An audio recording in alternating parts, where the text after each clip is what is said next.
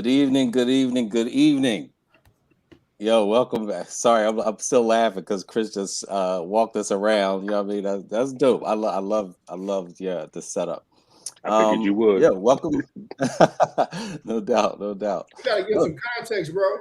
yeah, I will. I was gonna I'm just trying to recompose myself. That's a beautiful place. So Chris is doing what we should all do sometimes. Tap into our wilderness gene, and out in the woods. And Chris, despite that face, he is ecstatic that he's out reconnecting with Mhm. nature. Identifying trees and bugs and bear sightseeing and all the good stuff. The three of us still in that urban area, urban concrete. So we need to do a group camping trip one day. As a matter of fact, that's actually a good idea with tents and old school living, Indoors. all that. Bro, I, I'm not. I glad with you, B. I'm good. I'm good. Bro, anything more than 24 hours with you, Reef, is torture. It could be a 24-hour camping trip if that's your limit. You know what I mean? You That's can right. you can bounce out after that. You know what I'm saying? 24 hours. It's good to know your limit. You know what I mean? But look, how y'all feeling today, man? blessed. Long travel day, but it came off of a blessing. So just got back from DC. Was at the National Urban League. Our friend of the show, Emery has. He was showing the From Our Perspective documentary that Chris is also in. But Chris was away in nature. But we had a really good turnout, man. It was really dope watching this with these young professionals, and we had a line that this is one of our longest talks after watching this documentary. But I was supposed to be back home at 1, and I just got in 20-something minutes ago. I'm tired. My voice is gone. So I'm here, but I ain't here. But I'm here. That's what's up, man. I'm glad you're here. Good to see you, Reef. Do you want me to host? Like, cause you're not being assertive. Yo, bro, you're not being assertive. Can you tell the folks how you are and stop with the nasty race stuff? How are you doing? Humanize yourself, bro. Like people, it's good for people to know. Like, this is how I'm doing. This is what's going on. Here's what is distracting me or what's on my brain. So please let us know how you're doing. Yeah. All right. Let me get the screen. Is that assertive enough for you? Yeah. Okay, thank you. Good. So I'm doing well, right? But like, I have this friend who, I guess he's a friend. I don't know. But like every time I post something on a social media network, I always get a response and a follow-up text from this friend. And it's always something that's super negative, right? And so I'm trying to understand, man, like if you what's that saying? If you don't have friends, if you don't have enemies, whatever it is, Reef, you're the enemy. And so that's how I'm feeling today. Enemy or frenemy. So for those who don't have context, what I try to do is I look at Ray as one of my favorite youngins. You know what I mean? And so sometimes, like it's a shade of mentoring, right? Like I just give him feedback about some of the things he posts. I may follow up with a text with some more enlightenment. Like that's all it is. But sometimes sometimes you got to mentor people, even if they're dragging, kicking, and screaming. But you got to do what you got to do because you got love for your people. Right. And appreciate you, bro. Yeah, that's all it is. It's out of love. You know what I mean? How are you doing? I'm doing well, man. Good to see y'all. Good to be seen. Listen, I keep every once in a while like, yo, we are marching to episode 200, which is still like mind-boggling to me that, that's a real number. And just really grateful, to be in this space, man. So this week we're hosting 7 state teams here in Philly, 7 states: California, Tennessee, Louisiana, obviously Pennsylvania, to come up with to work on their diversity plans for their state. So most of the teams of 6 to 10 folks, and we're going to provide support. We're co-hosting it with Ed Trust. So really just been trying to make sure this is tight and ready, and that we can support these teams as they come through. But so, things are going well. Things are going well. And Chris, you look like you're doing fantastic, bro. I am. So I'm out in the woods. I'm about 3 hours north of where the Twin Cities are. So I'm in like a place where you don't have a choice but to slow down and to think and whatnot, and to kind of reflect. Yesterday we went to a state park. I don't usually do that. I bought a annual pass to all the state parks in Minnesota. was like $35 to get in every state park in Minnesota, right? So yesterday we went up to the beginning of the Mississippi River. We went to the northernest most point of the Mississippi River. We went to it last night, and it was funny because a few years ago we took a trip to New Orleans all together, and that was the bottom of the Mississippi River. So this is the type of thing you can have a conversation about, with your kids, like in real time. Like, here we are. Remember, we were at the other place, and now we're at this place. This is how the river works. And then as a parent, you get to make stuff up because I don't know how the river works, to be very honest with you. Like, in my mind, I was like thinking to myself, like, how does the water get the hell back up to the top? Right? Like, because everything in my life, what must goes up, come down. But if it comes down, then it's got to get back up. Like, wait, whoa. I'm at the beginning of the Mississippi River. Where's that water coming from? Anyways, I just think it's a good parenting tactic to lie when you have to, because you don't want to well, first of all my kids got phones and Google, and your kids, they probably like, Dad doesn't know what he's talking about. They know when I'm starting to stretch it. Let me just say this one thing, though. I'm going to say this one thing, and I don't know if what you all will make of this. Driving here through hours of little small towns, there was a repeating situation. You guys have heard me talk about progressive cities. There's a repeating situation I've seen every time I go somewhere.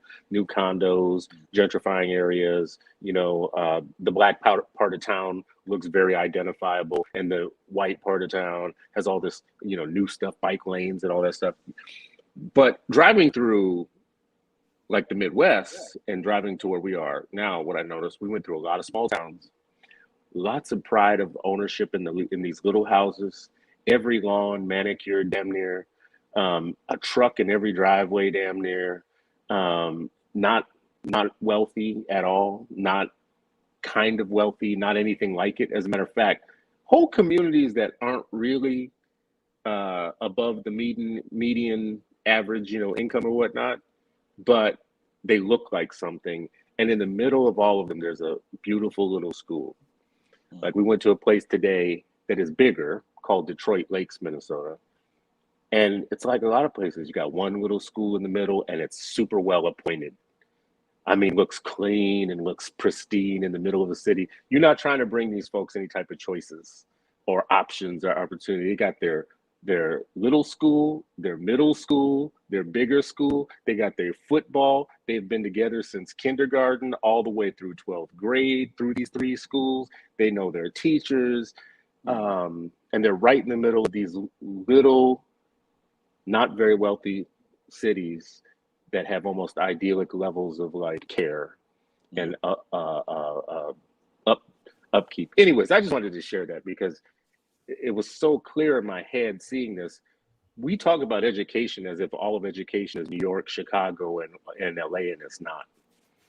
There are 14,000 school districts in this country, with almost 100,000 schools, and not all of them are bad. Like, a lot of these people, you come to some of these rural areas and try and snatch the school out the middle of their community, and they might cut you for it. This is a way of life for them. They all came through those same schools, and they're not, well, I don't know, maybe some of them are worse than we think, but they're not all bad. Anyways, make of that what you will. I think go on for a long no. I'm glad you shared that, because I think it ties well into, like, what we were going to talk about tonight. So we're talking about independent Black schools and what we could learn from them. And even if we don't have as many as we used to, what are still some of the things that we can do as individuals, as small groups, as we build more schools. But in the meantime, and I think the values that they have, I think, are reflected in their schools, right? And, like, I think that's why they're happy with it. I think there's a consistent in values in certain neighborhoods and certain communities. You know what I mean? And they're like, leave us alone. Like, this is what we're going to talk about. This is what we're going to teach. We don't care if all that other stuff is excluded. We're fine with it. We're happy with it. This is our American way. And I think they often look at other places like, yeah, y'all done lost your way.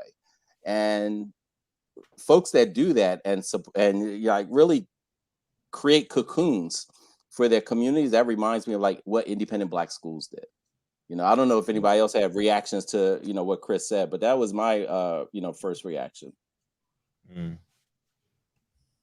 I just think it's dope, man. I'm glad that you got to be out there. I think that you know, when I hear about that, and I do think that there are certain ways that we tend to talk, not us particularly, but when they talk about education, they're thinking of New York, California, Texas, like maybe, you know, Florida's in there now, and then everybody else just kind of in Chicago, and everybody else just kind of be damned, or you got to go through this. And I think that there's a lot of districts that don't want to have nothing to do with none of the foolishness that's happening in the news, and they just want to live their life and do their thing. And you know, I think it's been really interesting. I think the other thing to juxtapose that though, Chris, too, I think some of those places is also some of these places where it's quote unquote parent voices now that's saying, all right, now y'all doing a bit much. I think them politics start to get a little tricky too when you get to these villages and townships. I live in a township where different towns share resources, and it could just be a really interesting to people. But I'm glad you shared it with us though. I'm interested for this topic that Sharif got though, because you know, part of this, Sharif, is like, you know, we always joke with you, but we kind of serious. A little truth is in every little time we rib you. Like you had this incredible experience at this type of school that you went to, and it always seems like, you know, Sharif Wakanda, and also just saw the Black Panther 2 trailer. It looks really good actually.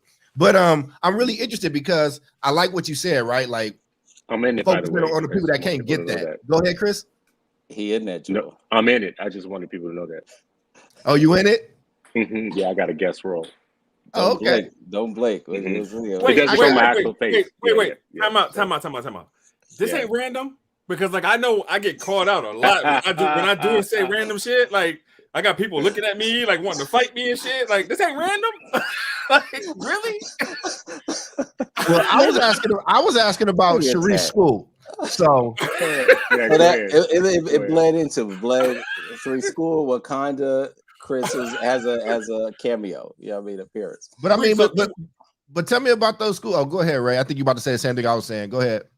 No, so I was about to set up the video, man, because we'll give folks the context. Yeah, let me just give Ray, thanks again for finding this video. So one of the things that we'll put the clip for, we made a small documentary. Well, I shouldn't say we, a small group of us, Farida, Oheniwa, Ayana, Mama Kamara, they worked with Scribe Video, which is a community-based organization that helps, what they call is precious places. They go to communities. This brother Louis Messiah, he's been doing this forever. My oldest son did an internship with him and everything. And so he's been for years creating documentaries about communities. We're talking about like uplifting people's stories, but not just doing it pen and pad, but sharing videos and documentaries, mini documentaries of them. And so one of the things he did was, we applied, and the team, my classmates and one of our teachers, worked with them to create a small documentary. It's a little, we'll have to put the link inside the chat for folks to take a look at later, because it was too hard to kind of chop up. But Ray, being the friend that he is and the super producer that he likes to be, he was able to find another video that kind of captures like what people were saying about independent Black schools. And a lot of it, the themes have come up over the past couple years in our conversations, certainly in Freedom Fridays, with Chris, but still just wanted to show this piece, and then we'll just dive in. What else can we do if we don't have as many as we used to? All students aren't going to be able to access them. What can we do as individuals and in our communities, even without the school? Can we look at school a different way? Something that Cole talks about a lot.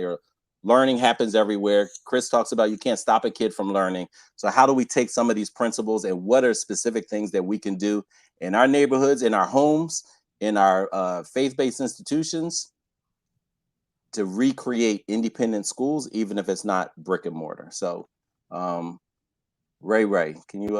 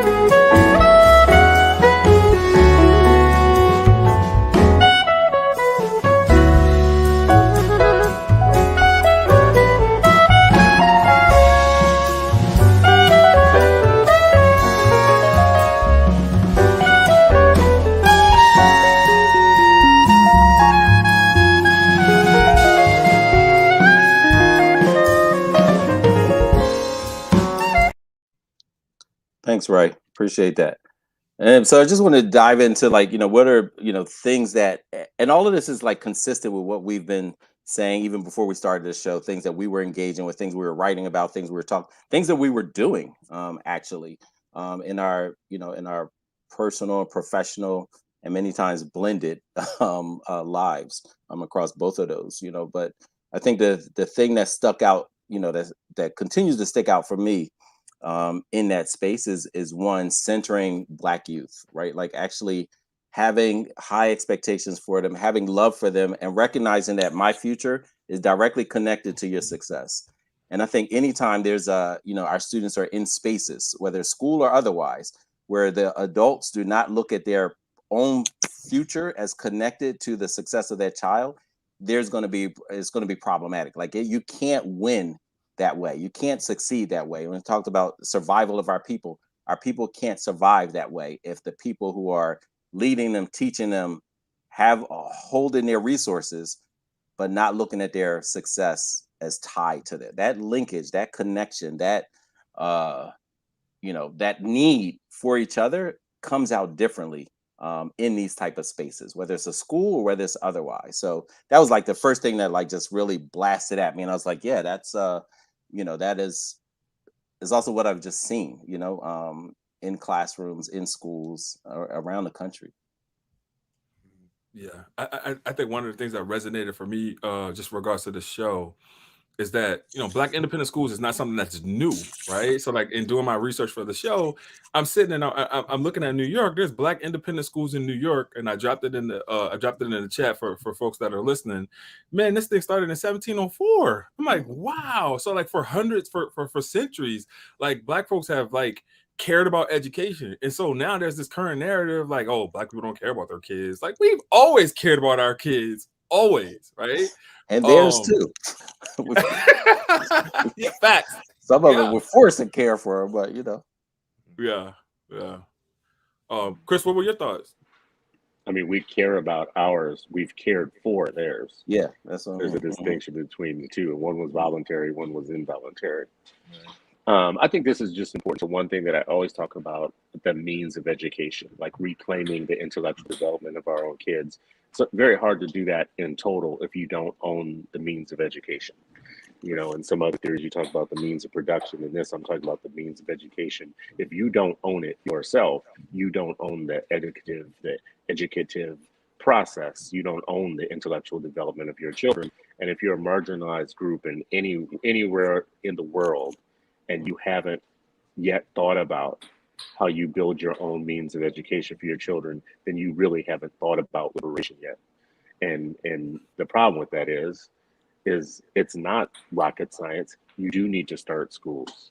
You do need to start, maybe not even schools, you need to start educational experiences that you control at whatever level you can. If you can't take over a whole school system, fine. If you can't start 1 million schools, fine.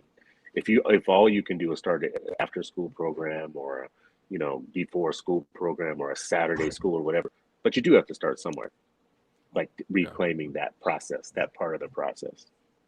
Yeah. Go ahead, bro.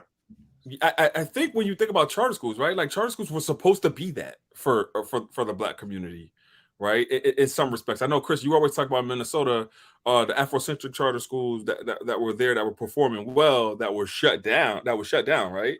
But when I think about that, right, I think about, is there a way to set up a perfectly equipped school that affirms Black kids, but also adheres to the powers that be in terms of like kids being ready to take like standardized tests or whatever the means are in terms of like, if they keep their accreditation, quote unquote, right? From the state. So is there a way to do that on a local level, but then still work within the confines of the outside? I think you can do it. I think there's like a dual process that has to occur, but I think it can be done if they just leave us alone. That's a big if, right? That's a big if. I mean, and I would say like, and I'll try to thread as much as possible about Nathan Musasa through this conversation this evening. But most of us who left there, it was a pre-K to 6th grade school. Most of us who left 6th grade were able to skip multiple grades. So whole lot of us were like just leaving there, and they were taking some type of assessment to have access to whatever school that they were transitioning to. Many of my classmates ended up, just going to a higher grade, skipping a grade, graduating early, all those type of things. So Yeah. go ahead, Cole, and then we'll. No, no, I just was listening to it. I think the hope, and I've said this before. I think for me, the hope is black schools, independent schools, like black private schools that have no ties to the government, and whether it be Afrocentric or maybe even not Afrocentric, whatever it is that you want, that actually is going to see that brilliance in your kid and teach them or whatnot. And then, but when we talk about like what the reality is for a lot of people, right? Like, I mean, you just came up in this phenomenal community that had that. It's like, yo, because people will hear that and be like, well, that ain't happening in my area. And I think one of those things is you got to stop waiting. It can be a school, but it could be like just a center. It could be, there has to be something that injects that kind of black love and those rites of passages that I think that we need in our community. It's crazy. Like if you go to Oakland, right, the Black Panthers will do a tour, and you can take this tour across the city, and on the street lights where they did something, like where the first meeting was in North Oakland, or where they got this intersection done, they put up these things that kind of let you know they're yellow and black. And I was with a group of teachers, and one of the teachers asked the Panther, which they probably shouldn't ask, oh, who let y'all do this? Or who did you work with to do this? And they got a full education. They said that nobody let us do nothing. Nobody is. He said, when has anybody ever just let black people do anything for themselves that was serving them and not other people? And that was just, we have to have that type of mentality, right? Like, so it may not end up being the type of school that you had, Reef, which sounds incredible, but we have everything we need. And people say, we ain't got enough resources. We ain't got enough resources. Well, let me remind you, highest level of reading growth for us was right after slavery, when people really didn't have nothing. You know what I mean? And most of those people couldn't even read, but made sure that they people could. I think like there's a lot of people that talk about what they want, and I think everybody can do something to kind of build an environment that helps with that. That's what I think. Yeah. And I want to tie in, like, Ray mentioned in the 1700s, right? And so there were things about our people that, the value of education and the process of and the relationship between teaching and learning in communities. And it may have been strained during the Middle Passage, right? Because it was illegal, threat of death, threat of being maimed, all that kind of stuff. But yet, despite it all, it was strained but not broken. And you see so many instances of that, like where this information and things were being passed along, how to, the relationship between teaching and learning and access. And liberation without education is just, it's rudderless. It's just not going to go, not going to go far. But, when Ray mentioned 1700s and these independent black schools, it made me think of, now a lot of people are talking about more black teachers. And Caroline LeCount was talking about that in the 1800s. A lot of times people think like, oh, this is a relatively new, it's a contemporary issue. No, 1800s people knew, like, nah, we need black people teaching black children, because that is key to the student's success. That is key to their affirmation. That is key to them seeing themselves as full human beings, despite the laws and policies that existed that you can't, people don't want you to talk about today. Anti-CRT was the same thing, same pattern. So this has always existed. And, so for, someone asked about, Ms. Cynthia asked about the independent black schools. This idea of the independent from, other institutions, other, the government. Mm-hmm. It's community-based, it's families and students-based. It's basically a contract within the community that we are going to create the learning and build a relationship between teaching and learning that we believe is central to our success, our survival, our thriving, all of those things. But it's independent of, this is what the state says you must do, or this is what the district says you must do. It is what the community is saying you must do and we must do as a collective. But why does it have to be, why can't it be in addition to, as opposed to just what the community wants? Why can't it align? Why can't it be so rigorous that it aligns with what the state is asking for as well? Or let me reframe it. Yeah. Many of these community schools, their bar is actually higher than what a state would actually offer, right? Yep. Like their idea of what a black child can accomplish is actually way higher, right? And so if we say like, oh, the standard, and this is why I gave the example in the time, like they weren't looking at the state standard like, oh, we got to pass this, or we got to do this. They were like, what can our students achieve? What can they do? What is their God-given potential, as Chris frames it? And then how do we challenge and support them at the same time to be able to do this? Right. And so that it goes beyond the standards, because standards and oftentimes are limiting. You go to some of these standards, they're so low, you're like, yo, that's actually that's the bar for the state for your constituents. I mean, some of it is like downright like, yo, y'all don't want to be, and you're not meeting it. Yeah, and you're not meeting it. Like it's very low, and you're not meeting it. I mean, that's what those standards are supposed to be, right? Like, this is what you should at least be knowing. Like, you should at least know this. You know what I mean? Like, I just crunched up a bunch of data in Oakland, and I sent it to y'all in the group. I don't know if y'all looked at it, but there was ELA data in California, who took what or whatnot. And again, who was at the bottom, who's at the top, and people can say what they want about tests or whatever. But the larger point is that we hold ourselves to, we just have to hold ourselves to a different standard. I think one of the things that might be frustrating and hard for people is like, okay, but what do I do, right? Like if I don't live in a community around a Sharif with the type of mom and community that he had, with the religious practices, like I mean, self-determination is kind of baked into like Sharif's life, like ethos, right? Like, what if there's somebody that don't have those type of community connections and and may not feel that way? Like, what are some concrete things for that mom that's watching or that dad that's watching that's like, you know what, I want an additional community for my kid, whether it be education or whatnot. Like, what's some like, yo, you can go do this right now. Right. So I think the show was more so centered around the possibilities of building, right? So like I know you're asking for like immediate things that folks can do right now, which is amazing, because like school is coming up and folks definitely need to have those things in their hands. But I think the show was more so around like, if we were building this type of school, what would it look like? But Reef, clarify. I didn't see it that way. I heard. I mean, when I was thinking about the show, when we were talking beforehand, it was kind of like, what are some examples of this, and then what can people do that don't have this or whatever. I'm just saying, if somebody don't have this is how some people might be watching this, right? I don't live in Philly. I hear Sharif every single week, right? Like, I didn't grow up in that type of house. How can I simulate, like, maybe it is finding one of those schools, but like in Oakland, Chris came and visited our black school there, but that school, you have to pay for it and there's a wait list. Like, it's hard to get in there. Like, part of the show, from my understanding, was also like, how do we equip some of these folks that might be hearing this and might be smiling about it, because but like, yo, what can I actually do? Yeah, and I think it's both. I think we should be thinking about how to build schools, and in the meantime, we should be doing things in the here and now as well. Chris, you were about to jump in.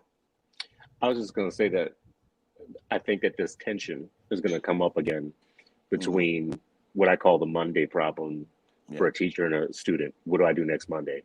Right. How does anything you're talking about right now make next Monday make it better for me, where I have a place to put my kid, or whether I have, whether I have to face kids in the classroom? You guys talk about PD, but is anything you talk about to make me a better teacher next Monday when I go to school? Right. But I think the grassroots appeal of that, or the kind of wanting to get down to the real, is on a separate track. That two things have to be happening at once. Yes, we have to give people practical things to do at the front line, at the daily level. At the same time, some of these things are not within their purview. I do want somebody to go out and start 100 schools who understands how to start and run schools, how to run networks, how to create learning opportunities for thousands of children. And I know that a parent ain't going to do that. So these types of conversations, I think there will be a tension between what's the practical for the mom who don't know nothing and just needs all kinds of help, and what's the help for people that are trapped in systems who act like they don't know nothing and they can't do anything. Like, if you are superintendent right now, you have a lot of power to start new schools that you're not using right now. The superintendent in every city could probably be doing 10 times more than what they're doing right now. That the charter laws of my state make it so that there shouldn't be a single superintendent who is saying that somebody else can do something that they can't do, right? So there are people in the system and outside the system that need practical advice to do two things at once. We need you to get your student to safe harbor. And by safe harbor, I mean you need to get your student into culturally affirming humane education situations. And at the same time, we need our systems builders to be building systems that get more and more of our kids into safe harbor and stop acting like they don't know what to do or acting like they don't have any resources or whatever, because they do. And these type of schools, the type of school experience that you have, I always joke with you about it, but it has left, it took you out of the American teabagging and put you in a different teabagging. And because of that, you came out a different person. And I think we could do that for thousands of kids. I think we could do that for tens of thousands of kids. There's only, we always talk about 8 million Black kids. There's like 3 million that are in poverty, right? If we can't get some small systems going to start moving more of that 3 million into better pasture, better whatever, then God help us. Yeah. Hey, Charles, my fault.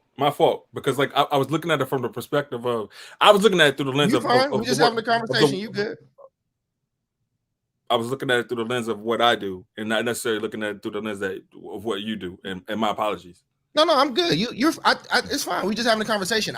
Only reason I was saying that is because when we think about who's on this call, right? Like who's on this show, like you're educated, you run schools, your friends are in education, like you have means, right? Like there's a position that some people, like Chris was saying, is able to think from a systemic level, right? Where it's like, okay, I got some options. There are some other people that's like might be listening, but going through it. You know what I'm saying? Like, oh, yo, I'm trying to keep this boy off this corner. Y'all talking all this. And here's the other thing, and we never say this. I don't know why but like, everybody don't want to go to an Afrocentric school either. Just because they Black don't mean they want to go to a school that's Afrocentric. That was a big thing in Oakland, right? Like it was a lot of Black people that didn't like that school and didn't like those practices. But everything don't have to look the same. So I'm fine with the way you were coming from, Ray. I guess my question was just, I love this conversation that we have, but I also just want to make sure somebody can do something tomorrow or reach out to somebody, or they know that they have some type of power to act. I want them to feel like they got some type of agency to put their kid in a different environment. And it might not be in a school, but they might, maybe it's somebody, maybe they got somebody like Sharif at their house, in their neighborhood, and they like, yo, we just gonna buy groceries and cook. Can you host a dinner? Like, can you do this? Like, can we, something that kind of transmits the good parts of our culture, just building off of last week's show. We talked about all this joy we got. And like a lot of Black kids not getting Black joy transmitted into them on top of not being able to read or do math. Yeah. And I think, respect that. Yeah. And these are all like really important points. And I want to share like the danger of not doing it, not doing it on a small thing, not doing it on a large thing. So I shared before, like right now in front of the Pennsylvania Supreme Court is this school funding lawsuit. Right. And so they are literally fighting to get more funding. It's poor kids get $5,000 less than wealthier kids in the state to be educated. So 5,000 people are like, oh, 5,000. That's 5,000 per year. So imagine you're in school 13 years. So that's 5,000 times that 13 years, you have less for your education. And then you multiply that by 100,000 students in our district or other, Philly ain't the only poor district. Philly ain't the only brown district. We got many. Right. And they've shown over and over again that they get 5,500 less per kid. So they're arguing this case in front of the Pennsylvania Supreme Court. And this joker, and it's basically against the Republicans because they hold the House and the Senate, whatever. But the John Krill, who's the lawyer who's arguing, for the Senate president, he says, what use would someone in the McDonald's career track have for Algebra 1? They were arguing like, yo, we need more money. This is like not just in their little cigar private golf club. You know what I mean? This is in court, bruh. In court. So if they say something like this in court, then the policies and law. But what use would someone on the McDonald's career track have for Algebra 1? And then he goes on to say, like, that ain't bad enough. He says, you got to remember, Pennsylvania has a whole lot of needs. We got needs for retail workers and for people who know how to flip pizza crust. He's like, and who does he see? So I was doing a workshop with these young students. And we're like, who are they talking about? And who are they saying, like, this is the education we're going to give you? And this idea of being subservient, they may not say it anymore. They may not say that we're, they do. But, what's more important to them is that they have the policies and the law and the funding and and controlling of all these different ways to ensure that these students. So this is the danger of not doing what all three of you talked about, having these independent, transmitting, centering, joy and success, and just a healthy mindset about yourself, about your potential, and making sure that you are in a safe space. Like that is court. Reef, real quick, man. Principal Kafele put something in here about African centered and Afrocentric, talking about the differences between the two. If you want to clarify that, and then also shout out to our guy, man. He's 10,000 feet in the air and kicking it with us right now, man. So shout out to him, Million Miler. Yeah, go ahead, Reef. Yeah, no, I would listen. There's a lot of conversations about like Afrocentric and African centered. Afrocentric really pulls from African roots, like for example, Ma'at, which is basically a value system, and there are schools that use Ma'at as which is Egyptian value system, and that's what they use for their school's value system, and then there are others that are kind of Black and African centered that centers their education, but may not necessarily, we use Swahili, for example, as our second language, and often throughout the school we use Swahili as the language, not in the regular transmitting of education and teaching learning, but there were many words that we grounded on, based off of that, as opposed to there can be they're Black schools and they're just like pro-Black. They're making sure that the students are, their identity is affirmed and things like that, but they may not necessarily go as deep into traditional paradigms of African values. They may look at what we use today as Black people and may center in that way. And then of course there's a whole lot of blending, as well.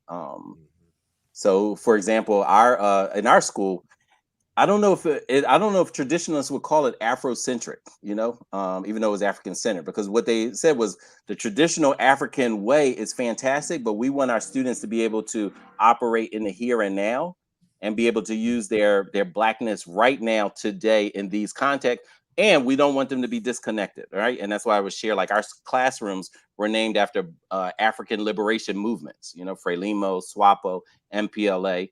We'd count in Swahili. We'd use, Vita Sa'ana as our which was the African martial arts, as our health and PE classes and things like that. But they were very in tune to what was happening right now in the United States as well as globally. So that's, but it's a lot of blending as well, I would say, in the schools. Yeah. So I guess a question that I have, right, is, and I also put this link in the chat, is that when you think about teachers being at these Black independent schools, like Black teachers, right? Do we think about the fatigue that they experience being inside of this Blackness, right? Because sometimes it can be toxic. I'm sorry for putting that out there. No, say more. Because I feel that wasn't my experience, so I'm trying to understand. It may not have been your experience, right? But like different people experience different things, right? So I feel like sometimes when you get into these systems that are like predominantly African American centered, right? It's torturous for some people. It doesn't necessarily. In what way? Say more. It doesn't. So it doesn't track the same way. So like, for example, like I always liken it to like attending a PWI and also attending a HBCU. Like my experiences in both were two totally different experiences, right? And so although I feel like there were some problems in my PWI in terms of like, them understanding Blackness and us being seen, I also felt like there was some issues in regards to the HBCU in terms of like shit being too Black sometimes, right? Like that's my experience. Yeah. Too Black, too strong. Too Black, too strong. That's all I'm thinking. I'm like what? Yo, you know what? Teabag this, bro. When we see him, we're gonna run up on him and teabag him because he need a different hot water. You know what I'm saying? Okay, see, that's the way wrong analogy. But there's so many problems with that analogy. But I will say really, not everything is for everybody, right? And not every work environment is for every person. And luckily there's a place for you to teach if this isn't your thing, right? Yeah. I mean, I can't think of any simple, like, no matter what, when you start these schools, you're going to have to hire people. And when you hire those people, you're going to have a process of determining whether or not they should be there, like whether it's the right environment for them. It's not to be for everybody. Yeah. Yeah. Yeah. And if you want me to come to the schools and point out who it's not for, you know what I think, you know, we talking about schools, and I think that again, like, it's like, how do you recreate these things in a place where you might have a little bit more power, right? Like, so, you know, I used to work with these Asian kids, and like I said, they had their school stuff. Actually, they went to a traditional school. They had all Chinese teachers, and still they magically had all this stuff, right? Which is a whole different episode. But every day, them kids had to either go to Chinese school after school or all day Saturday. And in that, I've sat in, like, I felt like I was like not supposed to be there, but like they really are engaging with these kids around their culture and who they are and how they should feel about their motherland. Like, you know, we ain't the only people that's like proud of where we come from, right? Like these people are like, yo, like they're not teaching their kids that they better than people in America, but they are teaching them, I expect way more from you. And I think that we get so sensitive about language. You said what? They are teaching them that they're better than us. I mean, probably that real talk in this show. Yeah, I mean, teaching the kids that they're better than us. So, and I think that we have to line our own kids up with their own level of armor. Like we have to arm our kids with their own armor about who they are and where they come from and what they are able to do. And I think that but we got to be able to have those conversations, because now we starting to be one of them really sensitive groups where you can't say this and you can't do that. And like some things just need to be able to happen. Like if you live, the people that live where you live, Chris, there are some dads and moms that are teaching their kids how to hunt because that's just where they live. It's just the reality of the situation. If you live in America in certain parts, there's just going to be racism and inequity. Like that don't mean that you don't try to change it. But I think that there are just lessons that we leaving on the kitchen table for our kids. And like, maybe it'll come into school, right? Maybe it will, but that's a big old maybe. That's a big ass if. It's a big if, man. And I don't think that you have be an if, right? It might just be not. Right. And that's what, but you said it, you know what I'm saying? But I want to just double down on that. Like, let's talk about what happens if you don't. Let's talk about the type of adults we're raising if you do not. I put a link in the chat. I don't know if it came up, but I wrote a long time ago about a generation of serfs. And we were looking at Oakland and like who's going to be able to work in this city that used to be a black city. It ain't going to be the black people. It's not going to be them. Like if they setting these people up for these jobs as janitors, and ain't nothing wrong with a janitor, ain't nothing wrong with like these things, but the education trajectory for black kids in that city is not setting them up to live in that city.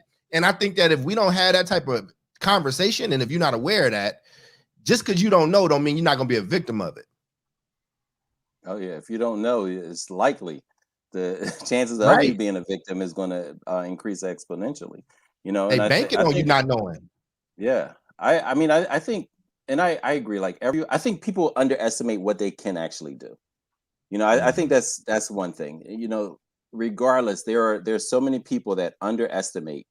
You know, and we talk about, you know, what's that term? You know, when somebody doesn't think they belong somewhere in like, you know, some space and imposter syndrome. Imposter syndrome. Right. Yeah. People always think about imposter syndrome in some other space that they feel like they don't belong.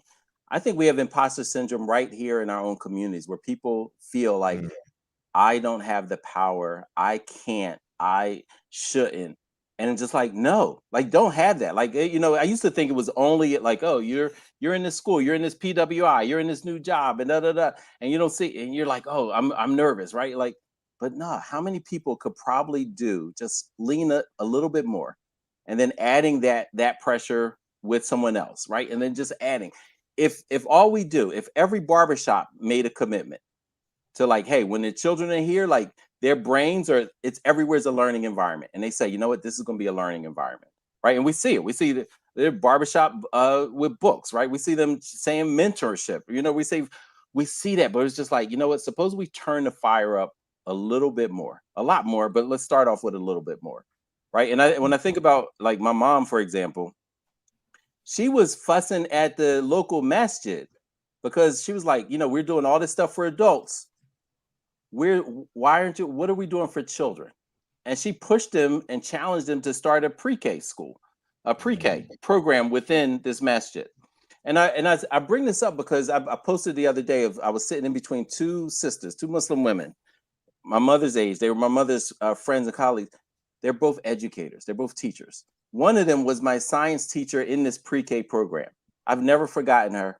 I've never forgotten the lessons. I've never forgotten like how she made us feel, how she challenged us, and she continued that even as she went to the district later. Was head of science department, all of those kind of things. But it was just like, yo, they had some really amazing teachers in a pre-K program. Like, you shouldn't necessarily remember your pre-K teachers, but I do. I remember my music teacher. I remember the generalist, the regular teacher, the science teacher. Like, I remember these people. And what that was a push for a masjid to start and say, like, you know what? You have to do something for children, not just focus on the spirituality of adults. You have to think about the education and the brains of these children, right? And we can all do that in some type of space and way.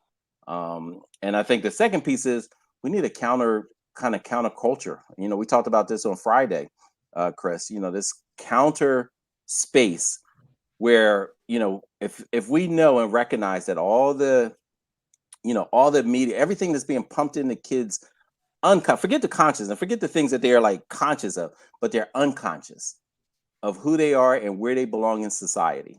That teaching them that you are a stowaway to this country, you are a stowaway to this American dream, you're a stowaway to progress.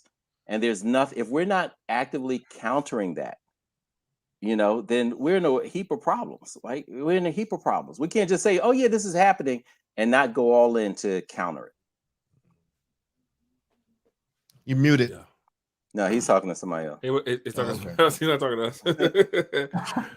Oh, yeah. I got you, man. I think it's dope. I think I love when you tell those stories about the school you went to. I truly do. I think, again, I want to make sure that I'm hopeful. I know I'm not usually the hopeful one in that sense. I'm usually like, how do we survive? Hopefully, I wish we could see better type of Black-led, Black-focused, not connected to the government type schools. I also, for my people that like to say that college ain't for everybody, I agree. So where is your vocational school? I want to see a Black vocational school that's like, look, here are the jobs that have been paying this much. Is a shortage in this or whatnot. You can enroll here, whether you from 14 to 24 or whatnot. You know what I mean? Like there are things that we can have and that we can build where our people can live good lives, man. Because again, you're right. Everybody don't want to go to college. Everybody don't want to learn Shakespeare. Everybody don't want to do those things. But like, no one should learn Shakespeare. You said what? Yeah, no one should learn Shakespeare. It's boring as hell. Boring. The older I get, the more that I'm like, yeah, Romeo and Juliet is a dumbass story. The older I get, the stupidest story. Can I ask y'all a question? An honest question. Just want to point out this random thing one more time here. It's not random. Shakespeare is boring, and we should stop reading it in all of its forms. Only in derivative forms should we read it. Meaning when they have recast it. I am the big pentameter, bro. So, here's the question that I have for y'all. Just that it's an honest, actual question. This isn't rhetorical. A lot of when we talk about the schools that we used to have and the teachers that we used to have and the independent schools, we talk a lot of the past. And it's a pretty distant past in some ways. We talk about time periods where Black folks knew that they belonged together and they had a common reason. Like when you talk about we gained literacy at the fastest rate of any human population ever after slavery, that's because we was all in the same boat. And we had a collective interest in us all rising up at the same time. We had a collective interest under Jim Crow. We had a clear collective interest under the pre-civil rights era and the segregation era and the era where there were, like, you went to a Black dentist and a Black accountant and had a Black plumber and had a whatever blah blah because you had to. And at one point in our history, let's forget white folks taking off and going build up their collectivist suburbs. They built collectivist. When I talked about all those places I passed on the way where I'm at right now, all those little communities, those are collectivist little, you go in and try and break into one of those communities, right? They are fully formed collectivists. They know they belong together. Community is the idea of knowing that you belong together. Us having lost that, we've talked about this before, like the black dollar doesn't even make a full lap before it goes out of the community. But then when you look at other groups their dollars make multiple laps in their community before they go out. That's a cute story to tell, but it's a story about the loss of collective interest that other groups did never. Jewish people, Italian people, white people in small towns, rural areas, whatnot, they have a collective mandate. That's why when you try and move in to some place where you're not supposed to move in, you get the hint real quick that you're trying to get in somebody else's team. George Fraser has this quote where he says, you know, if you want to think about what I just said, try and open a Booker T. Washington delicatessen in Chinatown and see what happens, right? But all of those folks, we lift up Asians as like, you know, oh my God, they're doing so much better than us and everybody else or whatnot. They have a collectivist mindset that we don't have. So do Koreans. So do a lot of other people. I mean, I'm only raising it to say you can start all these schools, but the Black middle class is one of the biggest, quiet as told, shh, I ain't joining y'all thing, right? Like our Black middle class, our middle class versus some other middle class have lost all that collectivist. Let me not say that. I'm asking this as an honest question. You guys tell me if I'm going too far.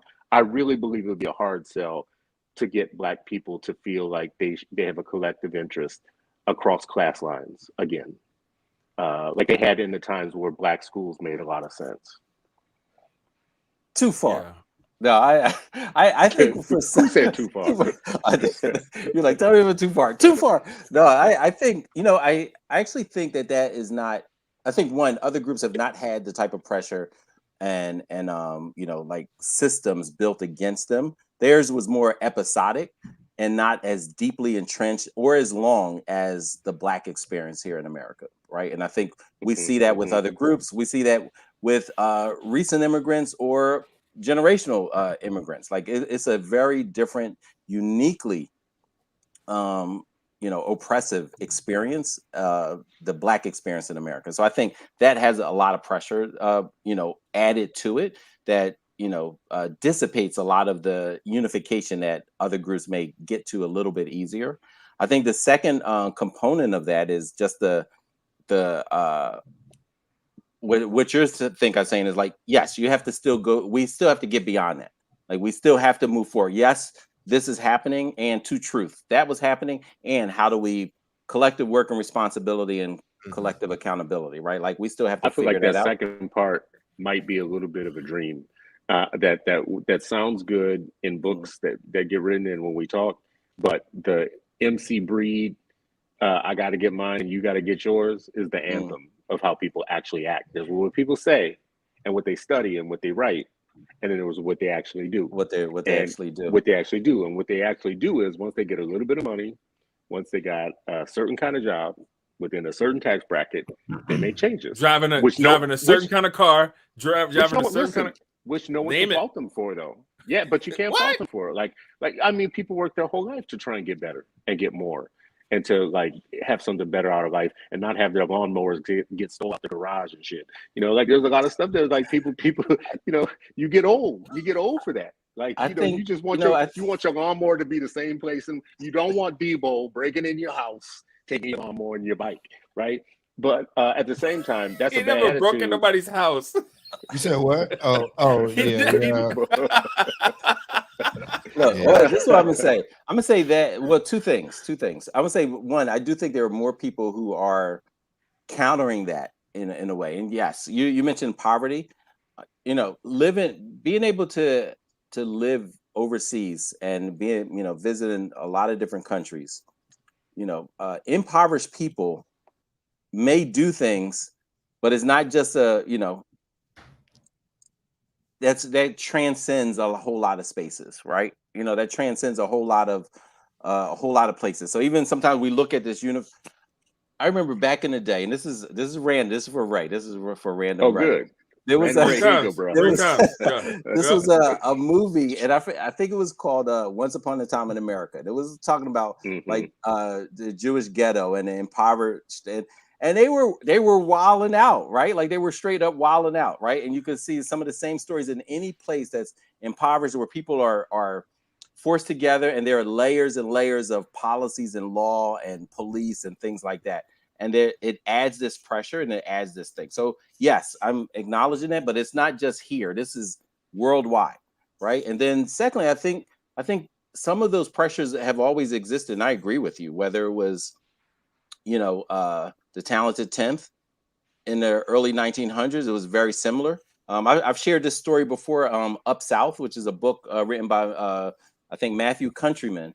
And he talks about the Philadelphia elite, black elite, or the Talented 10th, and how they scorned, how they treated, how they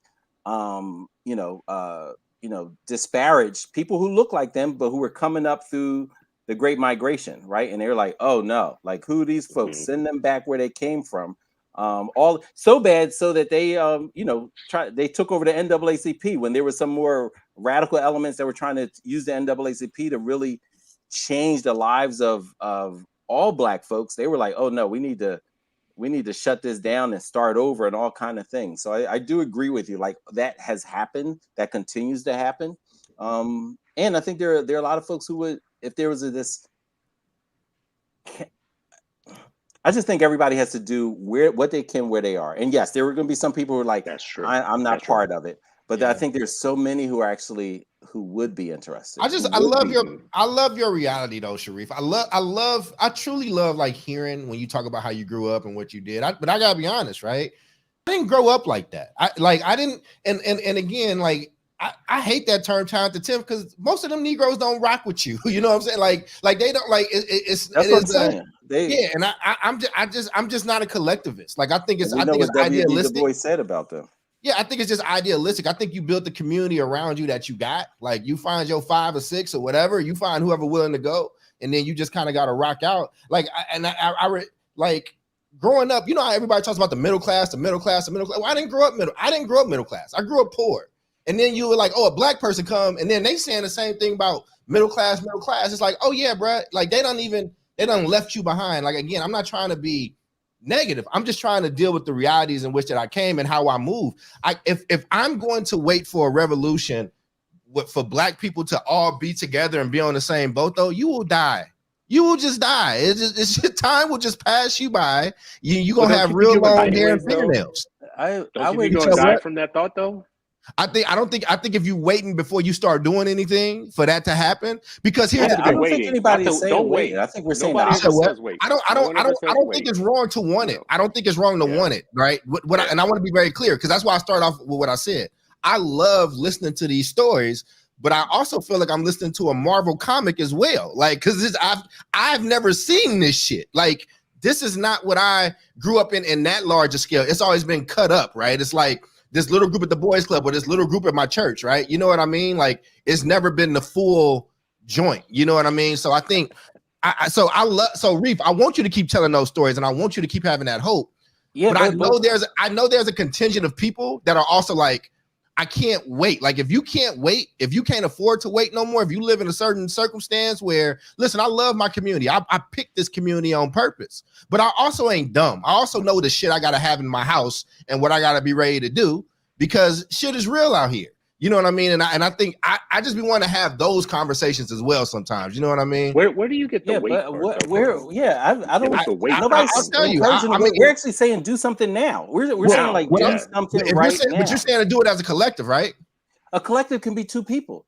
I said that. I think revolutionary. I think when we think of revolutionary, I think we sometimes get to like not only rhetoric, we get like nostalgia, we get emotional. I'm a what Michael Kors talks about, a pragmatic revolutionary. What can I do? For me, it's always Monday morning. Remember, I came out of school for 26 years. It is always Monday morning. It is always what is this next day look like for students? And when we think about Malcolm, when he actually talked about revolution, he said the most revolutionary thing that we could do is build strong, cohesive units. A unit can be 2 folks. A unit can be you mentoring these young boys. Well, let me be clear then, Reef. Let me be clear. None of us are here like just dreaming. I'm not in a dream world. I got you. I didn't say you was in a dream world. I said I'm saying hope, dreaming, waiting, all that to me is a dream. What I think that the things that I've heard you describe is a dream for me. I think it's a beautiful one. I think it's poetry when I hear about it. And when we're having a conversation about building Black schools, how many people does it take to be able to do that? What I'm saying is there's a lot of people that don't have even that amount of hope. And so I don't disagree that we should.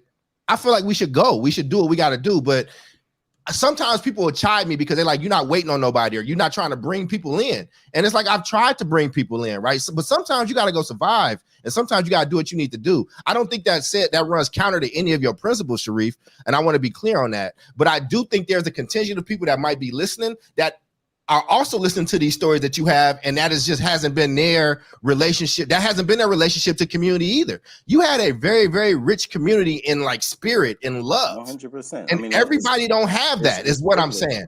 Everybody don't have that. This is to my earlier point, though, about the tension between the Monday morning people and the people who are front lines and the people that have to build bigger systems or whatnot. I'm going to continue to say it. Not everything's for everybody. Long-term planning isn't for everybody. Trying to plan a race to turn around and do something big isn't for everybody. I wouldn't go ask the people on the street who have never experienced anything of collectivism or whatever to be the ones to try and be our architects to help us get there. But I do want people doing both. I want people doing practical things for people on the street and people who can educate in classrooms and who can do things in community centers. And I also want some people thinking about larger race strategy for a bigger group, just like other groups are doing. I'm not asking everybody to do that, though. That can't be everybody's job. I'm looking at these comments, Chris. I'm looking at these comments, man, and I need to. I'm taking Umbridge, man. I don't know who Eric is, and I think you'll come from a good place. No, I'm taking Umbridge, bro. Like, well, I was going to say, wait, wait a minute. Let's just hold on. Do your Umbridge in our closing thoughts too. We'll do that. We'll do that because I don't know why I got to be speaking from trauma to talk about people's like realities. Like a lot of people got their own lived realities, and that's some dismissive shit. But let's go. I'll do it in my closing comment. Go ahead. I thought that's what you're about to start. Go ahead. Yeah, no, smoke can come. It's all good. Or like where El Michelle said he grew up poor but has social mobility tools. That and too many blacks are blocked from those tools. You don't know what tools I had. Like this is what I'm saying. Like we don't know what tools I had or didn't have, or it's not just necessarily somebody. You don't dismiss somebody's or millions of people's lived experiences that's happening right now. It's just like, oh, that's just, it's a lot of people that's living quote unquote through trauma. And if we doing a show that's about the 8 million black people, like Chris said, a lot of those black people got money. A lot of those black people are rich. A lot of those black people are middle class, but there's a lot of black poor people. And every time we had these type of conversations in Congress and on TV and in these stages, and it's all about the middle class. And then when somebody from that community just is trying to survive, you don't get to dismiss them. It's like, oh, well, they just living through trauma. That's just the shit that they grew up in. You know what I'm saying? I did grow up around people getting shot. I did grow up around people getting robbed. I did grow up in a place where if you left your car open, that shit was gonna get robbed or stolen. You know what I'm saying? Like things are gonna happen. Like we have black people like that are, those are the people that I like to talk to the most because they don't have as much. And it's like, yo, here's something that you can do. I want to give those people hope. I get it. I feel like that experience gets dismissed a lot, but I'm always gonna rep it. So it is what it is. Ray, you want to do your closing thoughts? No doubt. All right, so man, I come from poor beginnings, but it's not my reality now. I can spend time thinking about the things that I've gone through and let that like drive me, but I don't. It drives me in a way, but not in a way in which like I'm gonna show up like out of character or anything like that. Like folks in the comments, I'm glad you guys are here. Please share this this show. Remember, you got folks that have just gotten off a plane. You got folks that are on vacation right now, but that we're still showing up for you on a Sunday night. So please like and share this show. And God bless y'all, man. Good to be back. So it's because I got off a plane. Because I would get off a plane. I just didn't agree with bro. So Empire. Let me clear this up. All I'm saying is that I'm giving you credit for being on the show after getting off a plane 20 minutes from getting from the airport. Yeah. I mean, we're just having conversations. And again, these are just the tough conversations we got to have. I'm going to say what I need to say regardless, but it's all good. It's all love. Let's keep it moving. Chris, closing thoughts. So, coming to you live from the whitest place on planet Earth. My name is Chris Stewart. I'm underneath fluorescent light with the brothers. Listen, I hope independent Black schools and independent learning opportunities for me is a goal that we should just support and run with. My big kind of like attachment to an idea is around rebuilding Black educational capital. And to me, the very specific, concrete way that that happens is you start owning buildings, you start owning places and the spaces where our children learn, and you start owning the process. Like who gets hired, what gets taught, how it gets taught, how it gets rebooted when it doesn't work, all of that type of stuff. Charles has talked a lot about like hidden institutions. Sharif, you've been talking about a pipeline of actual teachers to make this work. Ray, you run an actual network of schools. I have like considered all of this like the Voltron parts of a real Black theory of change, a Black strategy. But not everybody. Someone told me a long time ago, every revolution requires revolutionaries at all levels. Like right, it requires everybody from the gardener on up to the CEOs or whoever. Everybody's got a job to do. So we don't need to ask everybody to do the big job. Someone should be thinking long term about what's good for us and how we're going to come out of this. Somebody should be thinking about how systems are going to work and how the trains are going to work that get us out of this, the thing that we're in right now, the perpetual captivity that never ended, and that we still is beholden on us to end it. Someone's going to be thinking that through. And someone's got to be thinking through the thing that Charles is putting on the table all the time, which is we got the proletariat walking around every day, all day long, disconnected from the talented 10 and others who talk all this fancy pie in the sky stuff and don't deliver anything material for people's real lives every day in the form of solutions, in the form of like something you can use, like something actual that you can use. We can have all these discussions. If I can't use any of it next week, then God bless you. Anyway, so that's my thought on. I love your bringing this show to us because I think it's so critical to having a plan, a Black plan for us to succeed. Yeah. No, I appreciate you all, being here, especially, with all the, it's summertime. Folks are, like moving and shaking and all of that. So appreciate it. And I thought, for me, this conversation is, and I agree with you 100%. There has to be, one, if my framing is that institutions fight institutions. And if you don't build institutions, then the fight just becomes perpetual. Like you'll never get to the place of a holistic, healthy society for us if we don't have institutions doing that work. Unfortunately, some of the institutions that we built years ago have kind of lost their way, and just like we talk about the youth needing kind of a counterculture revolution, we need some of the institutions to have a cultural revolution or new ones to be built. So the idea for me, and a cultural revolution happens individually as well, person to person, base to base, creating this. But this cultural revolution for me that centers education is absolutely critical. And we can do that with the institutions. But again, that Monday morning question that you always brings up is absolutely critical. And I've been grateful to, yes, I feel more and more privileged the older I get about the experience I had in my, really my pre-K to 8th grade school. High school, I went to, the neighborhood school, but also, the benefit of being able to teach across a quarter of a century within neighborhood schools, Black neighborhood schools that were actually, many of them were impoverished. They were all Title I schools. Many of them were, what they call it, hand to mouth, or what I mean? Like just in dire straits. And many of us had three of us at least had, all of us, social worker experience and visiting homes with families that were in houses that were condemned, that, they were basically breaking into to live because they did not want to live in the shelter.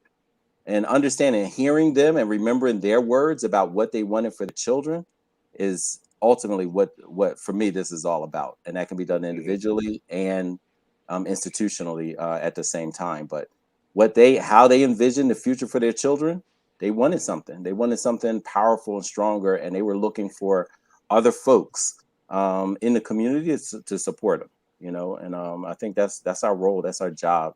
And to serve the people, it has to be a pleasure, an honor, and a duty that we feel compelled to do. You've been listening to another episode of the 8 Black Hands. love being here, love being in community, and it's just shows me over and over and over again that you can build community wherever you are, and that is the start. So if these 4 men can do it, then 4 other people can do it, and 4 other people can do it, 4 other people can do it. So let's get it. Let's do it. Peace. Peace.